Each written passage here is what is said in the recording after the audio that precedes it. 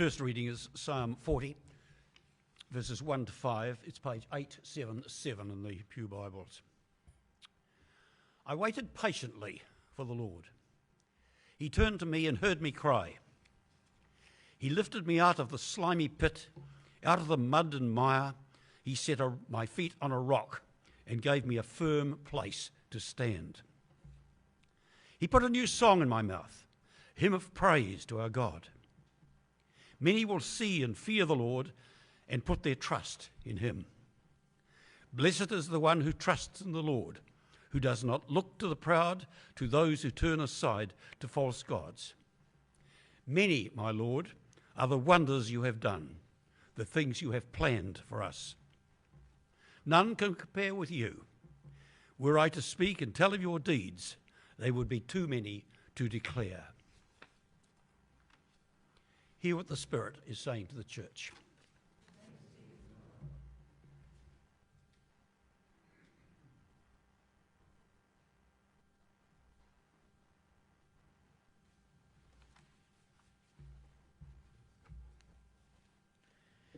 The second reading is Luke chapter 4, verses 16 to 21. It's found on page 1598.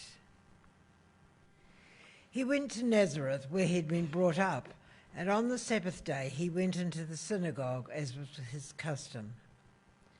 He stood up to read, and the scroll of the prophet Isaiah was handed to him.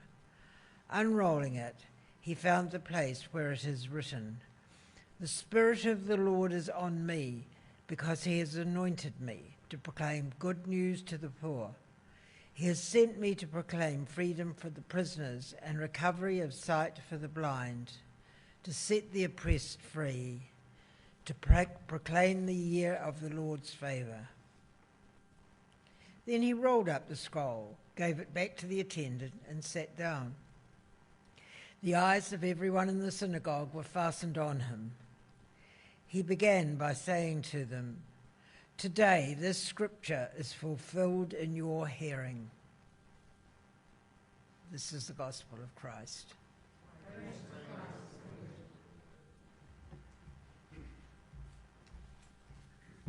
Once again, we want to welcome Don and Andrea. Don is the National Director of Hagar Ministries in New Zealand, and Andrea is part of the staff, making sure Don keeps on track. Yeah. That's right. We all have one of those, you know. So Hagar Ministries, and I'm not going to spend, because Don is going to share a little bit about the ministry. Welcome back, Jayan, on weekend holiday. And so anyway, sorry, I got distracted. And so Don, one of the privileges you have coming from St. James is you get to hear the message and you know what is in store. And I think you guys have got something really wonderful in store, inspiring word about the work of Hagar Ministry. So without much ado, I'd like to invite Don to come on up. That's a good start. Thank you so much for the privilege to be here this morning. I really appreciate that. And Glenda, thank you for reaching out. And we first met in 2013, I believe. So it's a wee way back. And so good to hear Philippa play the keyboard again today. I used to go to St. Christopher's there and enjoyed that so much. So this morning, I'd love to just share a few things about Hagar, but please think about those verses that have just been read, because you'll see the thread of those verses running through the stories we share today. But let me start with this poem. I know why the caged bird sings. The free bird leaps on the back of the wind and floats downstream till the current ends, and dips his wings in the orange sun rays, and dares to claim the sky. But a bird that stalks down his narrow cage can seldom see through his bars of rage. His wings are clipped and his feet are tied, so he opens his throat to sing. The caged bird sings with fearful trill of the things unknown but longed for still, and his tune is heard on the distant hill, for the caged bird sings of freedom. The free bird thinks of another breeze, and the trade winds soft through the sighing trees, and the fat worms waiting on a dawn-bright lawn, and he names the sky his own.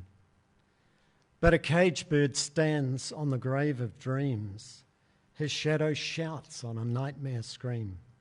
His wings are clipped and his feet are tied, so he opens his throat to sing.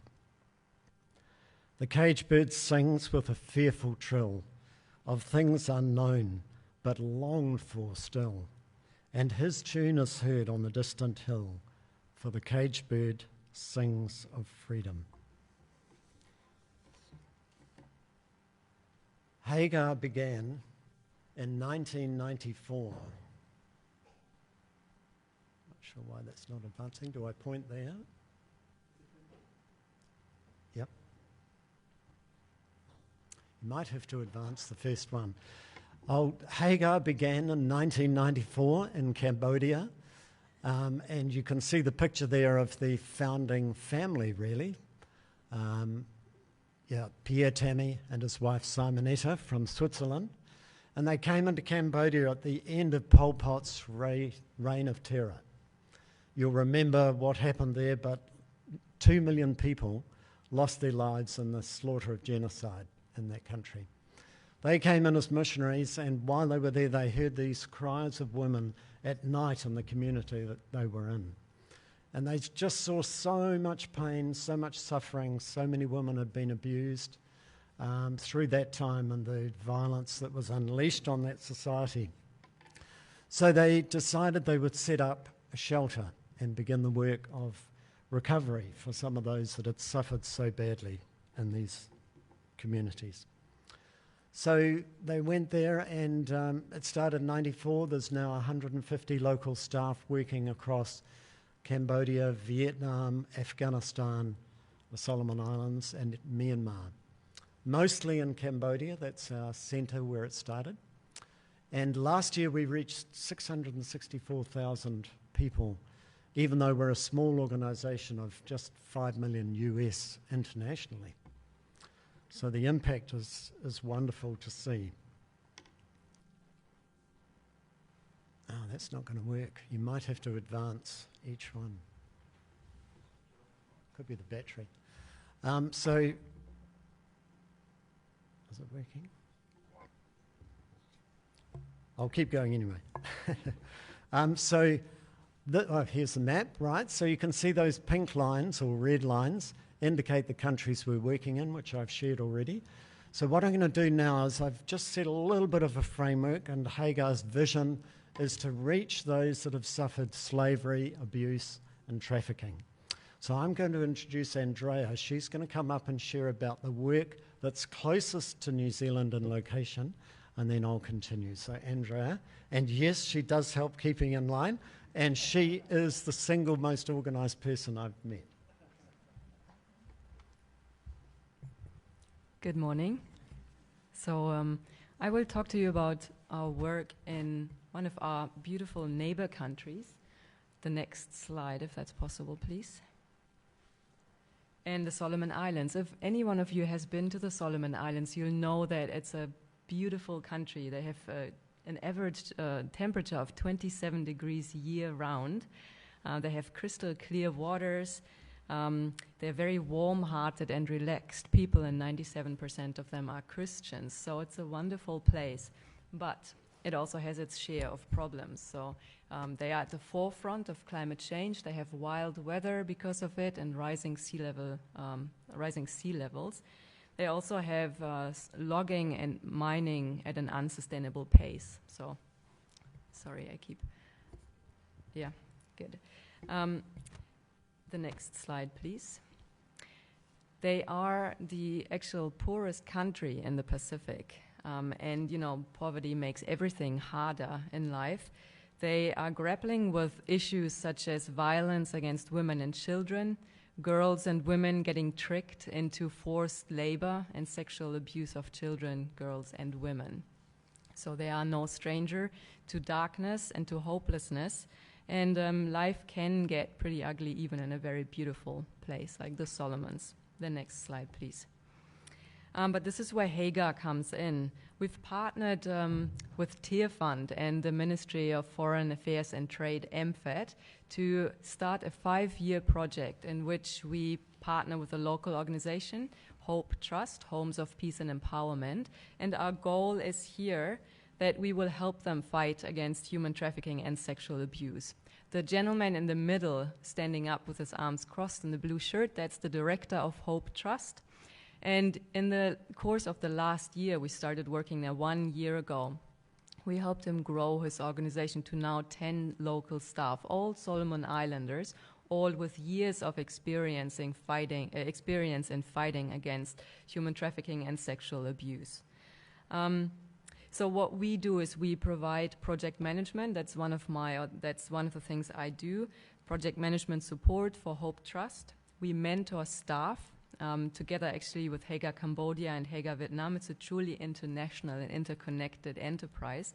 They teach them skills on how to deal or how to help the trafficked, the survivors of trafficking.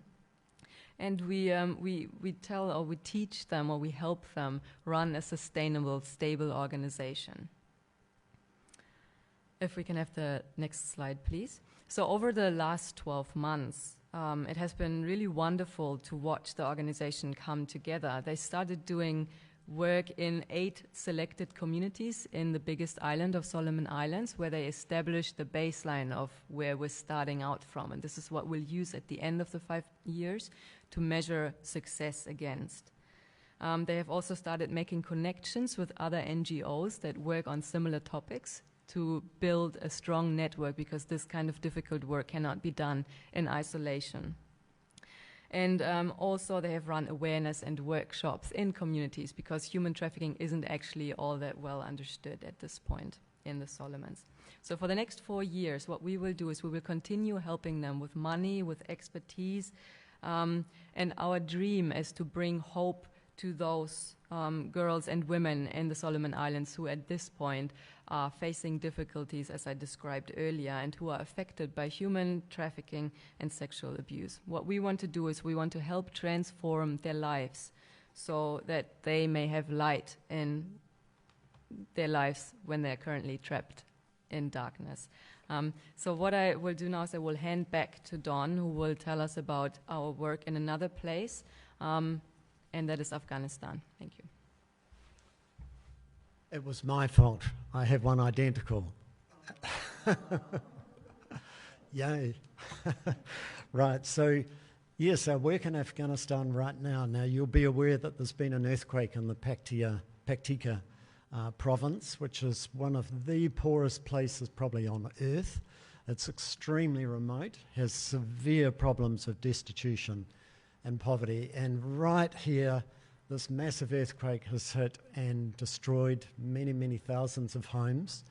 And the worst thing about that is that many of the parents died in the collapse of the buildings, and children are left now without parents. So Hagar is picking up our work there in terms of assisting these orphans, setting up tents and things like that, and helping them survive and get to a place of resilience and strength again. And just briefly on Afghanistan, we are also working with women. Now, under the Taliban, almost everything Hagar does is completely forbidden. So we had to reinvent ourselves a bit, because we focus on empowering women and supporting women in particular, because they can be the key to their families getting ahead and surviving. So we've managed to get this factory. It's a carpet factory.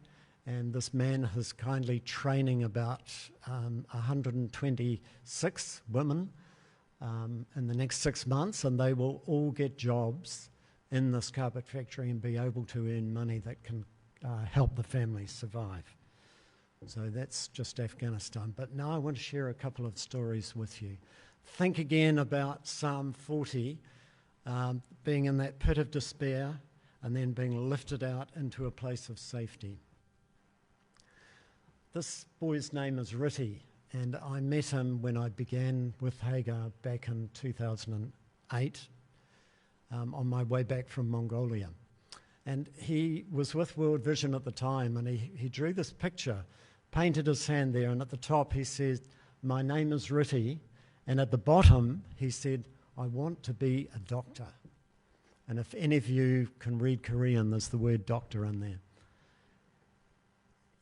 Not long after this, he was brought to Hagar. But just prior to this, what had happened in his life was when he was a baby, his mother actually threw him in a lake to drown him.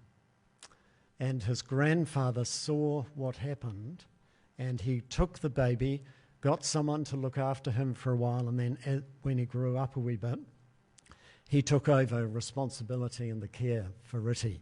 He was a soldier in the army, the grandfather, and they used to escape from the Khmer Rouge at night by sliding along on their bellies through the trees and bush and water to escape getting shot. So Riti's background was very difficult, and in the end his grandfather was shot in front of him and he saw him die. So he'd lost his whole family and he was left alone. It's no wonder that he turned to drugs and became a glue sniffer. And I've seen a photo of him on a pavement in Phnom Penh with about 7 or 8 other people side by side sleeping on the pavement at night. But not long after this, one of his friends, who was a woman, a girl, died because they didn't have a gold coin to go and get access in a hospital. And he determined, "I've got to do something about this." He came to Hagar, and through a process of a 12-year recovery, he started pursuing his dream of becoming a doctor. So a New Zealand doctor provided and paid for his university fees and, the fees to get the degree he needed, etc. So it was a long period of study. And during this time, he was still running away from the home that was caring for him and the family that was caring for him. But every time they'd just reach out, they'd find him again, bring him back, keep on loving him, and try and help him through. Eventually, he settled down and he really got stuck in. He has become a doctor. This is him now. So he's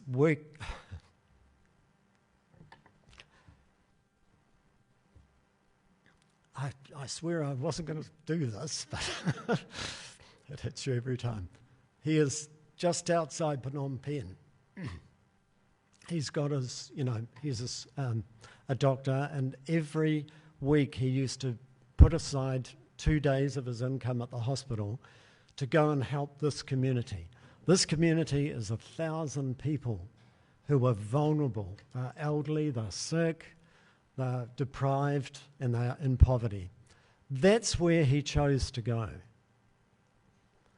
And he works there in this place, and he helps the people, treating them with their illnesses and sicknesses and bringing hope and healing.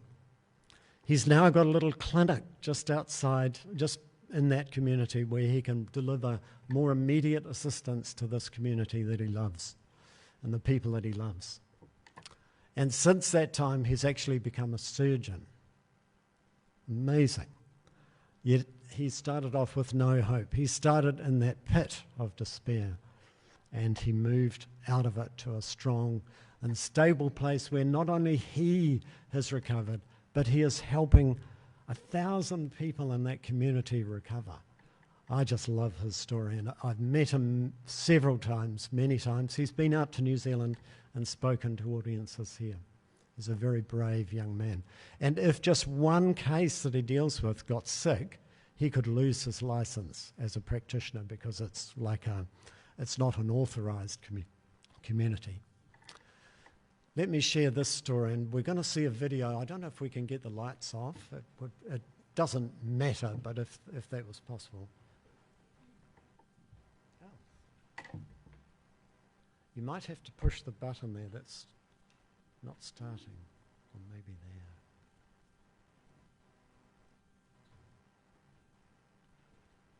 There's a video on number 13, is that? Okay, don't worry. I'll tell her story. I met Sapia in a room in Cambodia about 12 years ago. And she told her story to about 8 of us.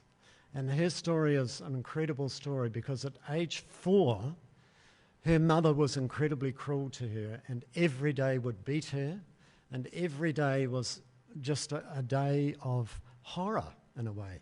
She told us she never experienced love in her life for the first 12 years of her life. No one told her that she was loved or cared for. And she was taken at age 4. Her father sold her to a woman in another community 300 kilometres away from Phnom Penh. There was no way she could get back. She didn't know the roads. She was only 4, and she was thrust into a household where she was treated as a slave. She was a slave.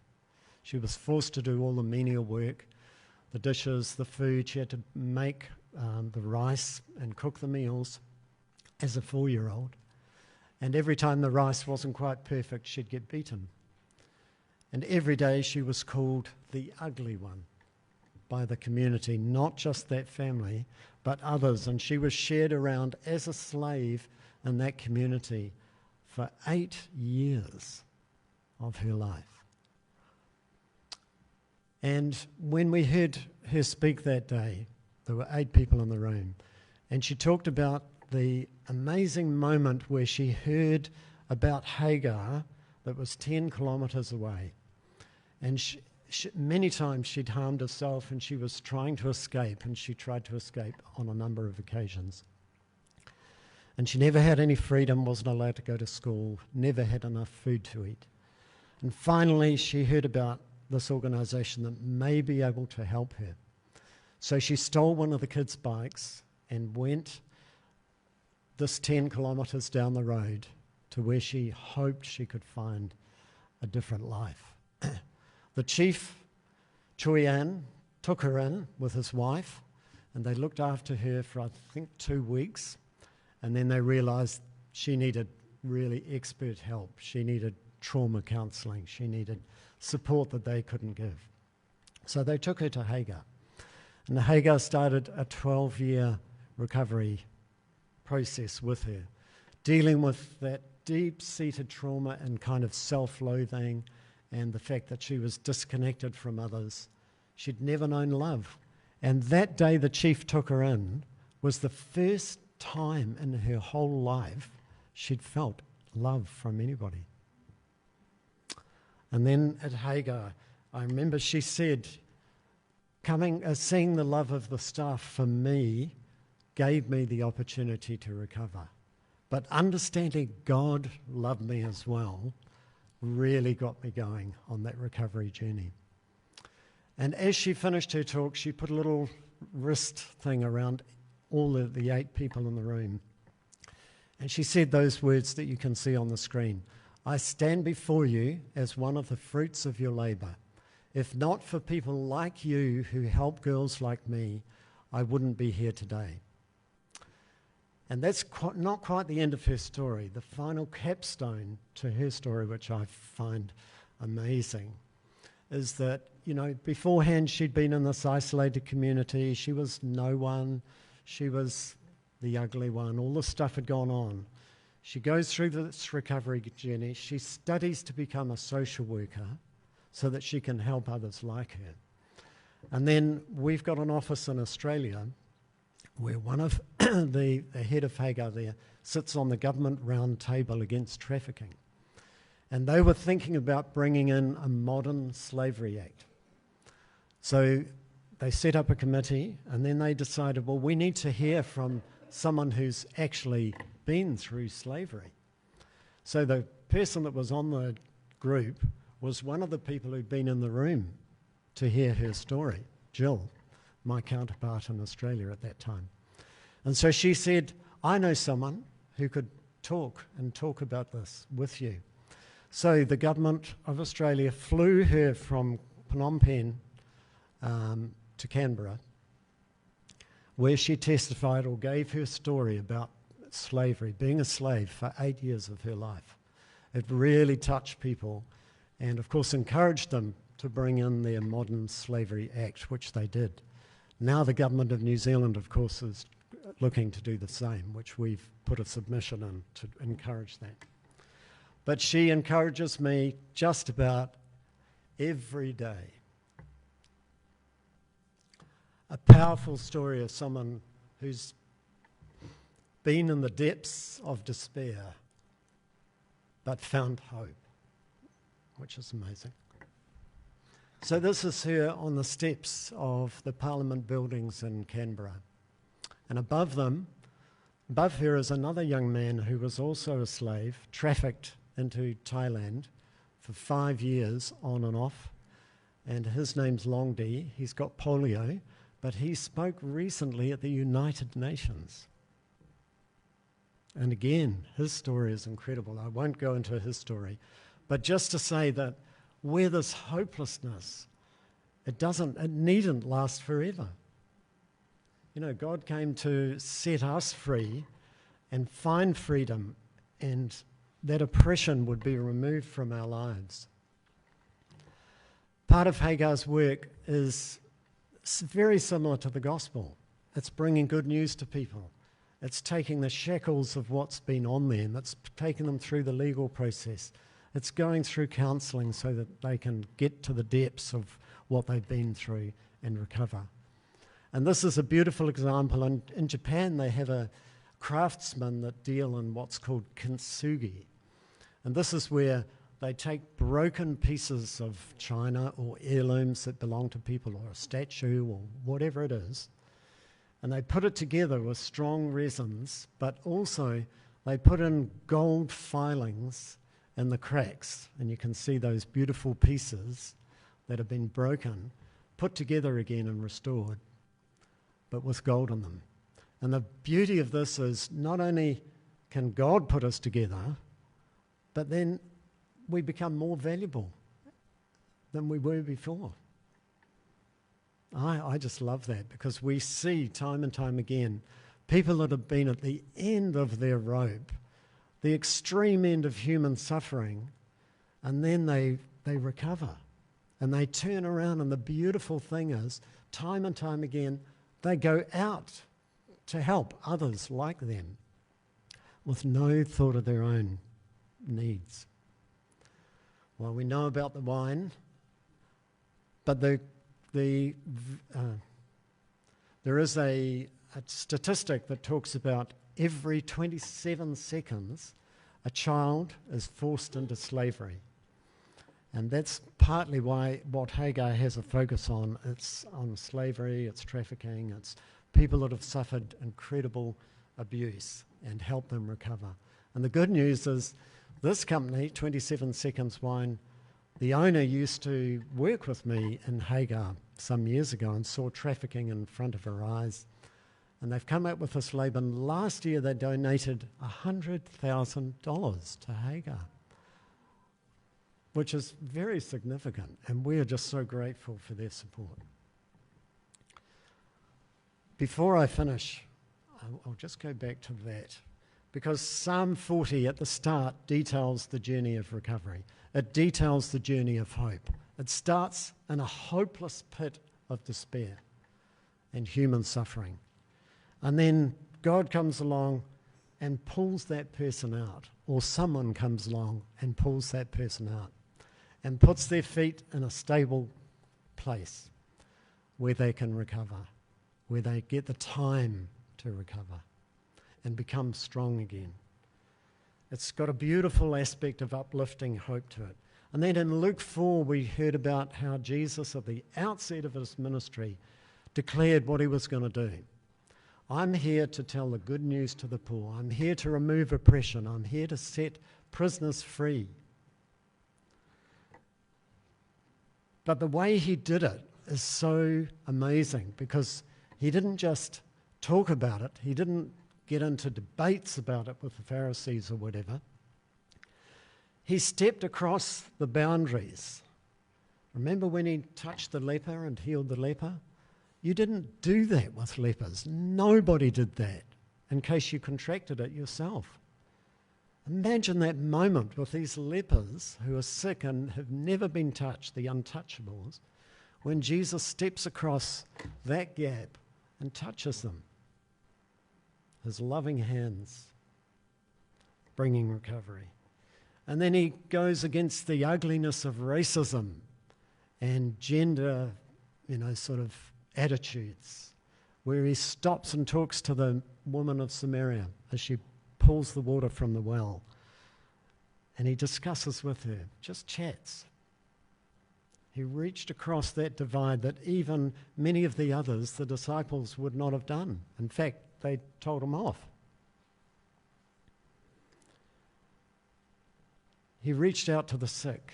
He reached out to those who were struggling, those who, for no fault of their own, were stuck in a pit somewhere, stuck in hopelessness and despair. And he brought hope. He brought life. He brought joy. He brought renewal and courage. Reaching out to the outcast groups of the society. So that's what we do. And we all do that to some degree. But can I encourage you, at this particular time in our history, when we see so much in the news that's bad, let's bring hope. Whether it's an act of just taking someone some scones, or calling them, or befriending them, or hugging them, or having a meal, or doing something that can lift them in their life. I know you do it with each other. You can sense it in the room. There's that beautiful sense of togetherness and unity. Thank you for that. And I just encourage you, if you're able to help us, please pray for us. The work's tough. We're working in Afghanistan. It's really, really tough. Everything we do is dangerous with the Taliban. We have to be very careful about the pictures we share or the stories we tell. But we're there, and we're bringing hope to those who have none. Maybe you can support us with being a regular donor or a one-off donor to our work. Maybe you could tell others about our work, or email me and I can have a coffee with you if you want to hear more about exactly what Hagar does. And if you like the odd wine, I also recommend the Riesling. Then 27 Seconds is a great company to buy from, because they give all the profits to Hagar at this stage. So thank you very much for the opportunity to share. Thanks, Chris. Thanks, Glenda, and your team. I really appreciate the opportunity. God bless.